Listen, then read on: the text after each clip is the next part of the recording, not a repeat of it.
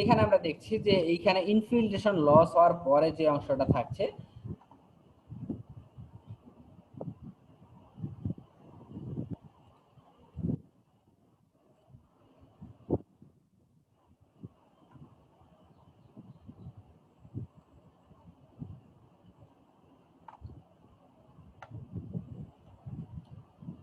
আচ্ছা, infiltration loss হওয়ার পরে যে অংশটা থাকছে সেটাকে আমরা বলছি এখানে যে হচ্ছে গিয়ে তোমার যে নেট যে রেইনফল সেটা।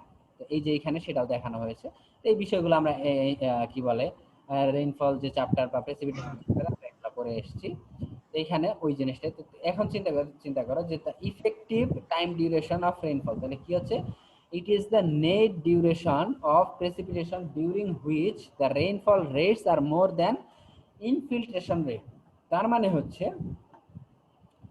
দেখো এই যে এই টাইমটার পর থেকে এই যে এই জায়গাটার পর থেকে এই লাইনের পর থেকে এই পর্যন্ত চিন্তা করো এই জায়গাটাতে কিন্তু নেট রেইনফল আছে। তার মানে এই জায়গায় রেইনফল কিছু পানি বাঁচতেছে কি জন্য, কারণ হচ্ছে এই জায়গায় ইনফিল্ট্রেশন রেটটা হচ্ছে এই রেইনফলটা হচ্ছে তার চেয়ে কম। তার মানে পানি এক্সট্রা অবশিষ্ট থাকতেছে এই যে টাইম জুড়ে, এই যে টাইম ডিউরেশনটা। আচ্ছা, এই যে যে টাইম ডিউরেশনটা এই টাইম ডিউরেশনটাকে বলা হচ্ছে আমার ইফেক্টিভ রেইনফল বা ইফেক্টিভ রেইনফলের যে টাইমটা এখানে যেটা বলছি আমরা ইফেক্টিভ টাইম ডিউরেশন, এটা হচ্ছে সেই ইফেক্টিভ টাইম ডিউরেশন। তো আশা করছি যে তোমরা এটা এটা ক্লিয়ার ইফেক্টিভ টাইম ডিউরেশনটা কি। তো এখন আমরা দেখি যে lag time or basin, lag time or basin lag, এটাকে টিএল দ্বারা প্রকাশ করা। It is the time interval between centre of mass of net rainfall or rainfall axis and the center of mass of the run of hydrograph. তো এই যে lag time দেখো এইখানে এই যে টোটাল জিনিসটা আছে, তো এইটার এই যে এরিয়াটা আছে এটার একটা সেন্টার অফ গ্র্যাভিটি আছে। তোমরা সেটা বের করতে জানো কিভাবে জানো, যে এরিয়া মোমেন্ট নিয়ে সেটাকে টোটাল এরিয়াতে ভাগ করলে আমরা সেন্টার অফ গ্র্যাভিটি পাই। তো এইরকম একটা যখন হাইড্রোগ্রাফ আমরা আঁকবো স্কেলে তখন এটার একটা সেন্টার অফ গ্র্যাভিটি আমরা বের করতে পারি। তো যেই জায়গাটা হচ্ছে এটার মিড পয়েন্ট, তাই না? এই যে সেন্টার অফ গ্র্যাভিটি, এই centre of gravity of hydrograph থেকে এই যে সেন্টার অফ গ্র্যাভিটি অফ যে হাইড্রোগ্রাফ আর হাইড্রোগ্রাফের মধ্যে পার্থক্য হচ্ছে দেখো, এটা হচ্ছে ডিসচার্জ ভার্সেস টাইমের গ্রাফটাকে বলা হচ্ছে হাইড্রোগ্রাফ, আর রেইনফল ইন্টেন্সিটি ভার্সেস টাইমের গ্রাফকে বলা হচ্ছে হাইড্রোগ্রাফ। হাইড্রোগ্রাফ একটা হচ্ছে একটা স্ক্যাটার্ড প্লট, আর হাইড্রোগ্রাফ হচ্ছে একটা bar chart.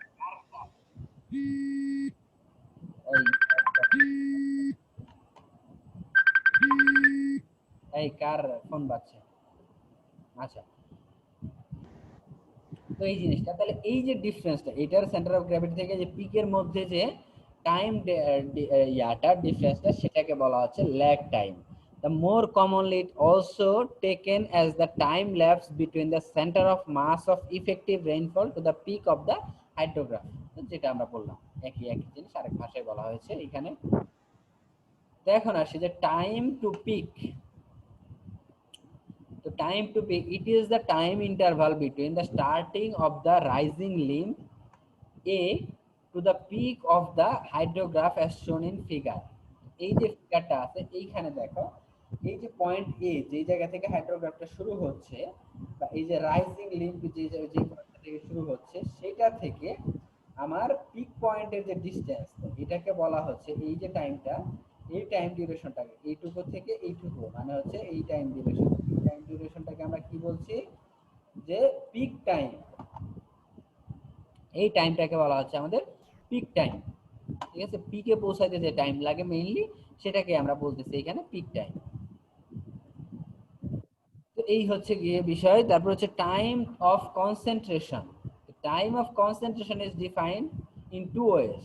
In terms of physical characteristics of the watershed, it is defined as the travel time of the water particle from the hydrologically most remote point of the basin to the outflow location. এই জিনিসটা তোমরা যখন তোমরা rational method পড়েছ flood ম্যানেজমেন্টে, ওই পার্টটাতে যখন একটা রেশনাল মেথড বলে একটা জিনিস ছিল তোমরা নিশ্চয়ই পড়েছো। তো সেইখানে একটা টাইম অফ কনসেন্ট্রেশন একটা টিসি একটা টার্ম ছিল, টিসি বিভিন্ন ইকুয়েশন দিয়ে বের করতে হয় বা বের করে দেওয়া থাকে।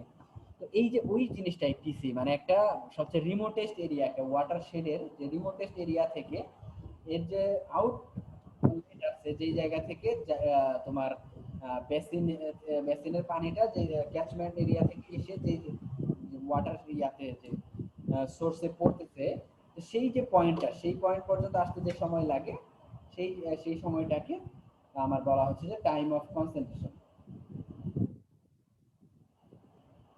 ওকে, however, based on the rainfall and hydrograph characteristic, it is taken as the time from the end of the net rainfall point to the point of inflection of the falling limb of hydrograph. It is আচ্ছা, ওটা আমরা যাচ্ছি। তাহলে এইখানটা হাইড্রোগ্রাফের ক্ষেত্রে কি করা হয়, যে যেই জায়গায় ইফেক্টিভ রেইনফল শেষ হয়েছে, এই যে ইফেক্টিভ রেইনফল এখানে শেষ হয়েছে এই পয়েন্টটা, তাই না? এই জায়গাতে ইফেক্টিভ রেইনফলের এই যে পয়েন্টটাতে ইনফ্লেকশন পয়েন্ট পর্যন্ত যে টাইম ডিউরেশন, এটাকে বলা হচ্ছে টাইম অফ কনসেন্ট্রেশন। এই ক্ষেত্রে এটাকে টাইম অফ কনসেন্ট্রেশন বলা হয়। আর এমনিতে টাইম অফ কনসেন্ট্রেশন আমরা জানি যে হচ্ছে রিমোট এরিয়া থেকে আউটলেট পর্যন্ত আসতে যে সময় লাগে সেটাকে টাইম অফ কনসেন্ট্রেশন বলে। এখানে টাইম অফ কনসেন্ট্রেশন বের করার একটা ফর্মুলা দিয়েছে কিরপিচ নামের একজন ওয়াটার রিসার্চার। তিনি টিসি কে এই ফর্মুলা দিয়ে প্রকাশ করেছে। TC is equal to 0.00032 L to the power 0.77 এবং by S to the power 0.385। তো এইখানে তোমার এলটা হচ্ছে maximum length of travel in water in meter. Maximum কি পরিমাণ লেন্থ একটা ওয়াটার ট্রাভেল করেছে এটা মিটারে এলটা।